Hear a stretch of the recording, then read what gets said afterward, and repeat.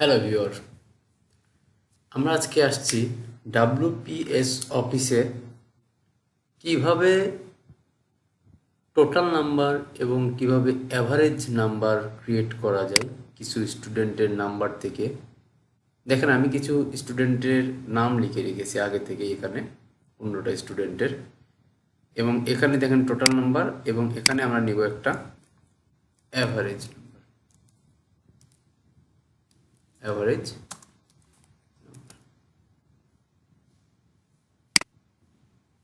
একটু বড় করে নিলাম। দেখেন এখানে আমরা অ্যাভারেজ নাম্বার।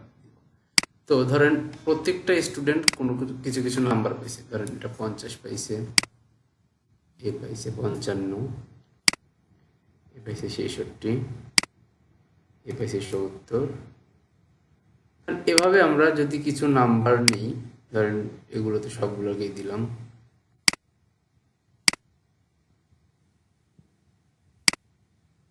র্যান্ডম কিছু নাম্বার নিচ্ছি আমরা, ঠিক আছে?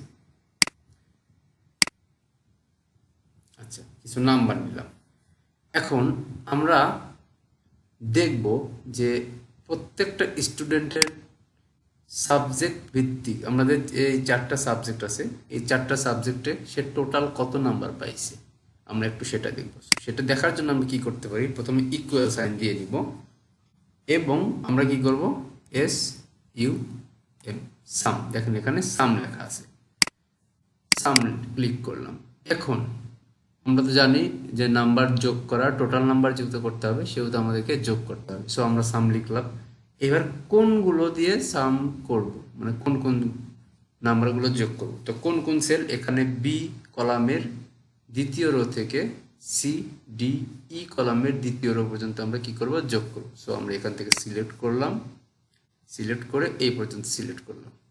করার পরে দেখেন এখানে বি কলামের দ্বিতীয় রো এবং কলামের দ্বিতীয় রোর যে সেলগুলো ছিল, সব সেলগুলো দেখেন এখানে অ্যাড হয়ে গেছে।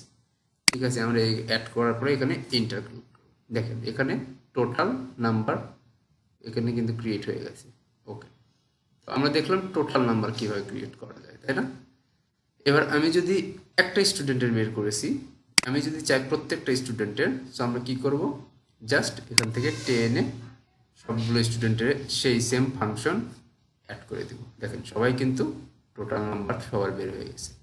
ওকে, এরপরে আমরা আসতেছি এভারেজ নাম্বার কি, গড় নাম্বার কিভাবে বের করে। এখানে 4টা সাবজেক্ট আছে, প্রতিটা স্টুডেন্ট 4টা সাবজেক্টে গড়ে কত নাম্বার পাইছে, সো সেটা আমরা একটু দেখব। প্রথমে কি দিলাম, ইকুয়াল দিলাম। যেহেতু আমরা গড় দেখব, সো গড়ের ইংলিশ হচ্ছে এভারেজ। আমরা এভারেজ দেখি, এভারেজ। দেখেন এখানে কি লেখা আছে, এভারেজ।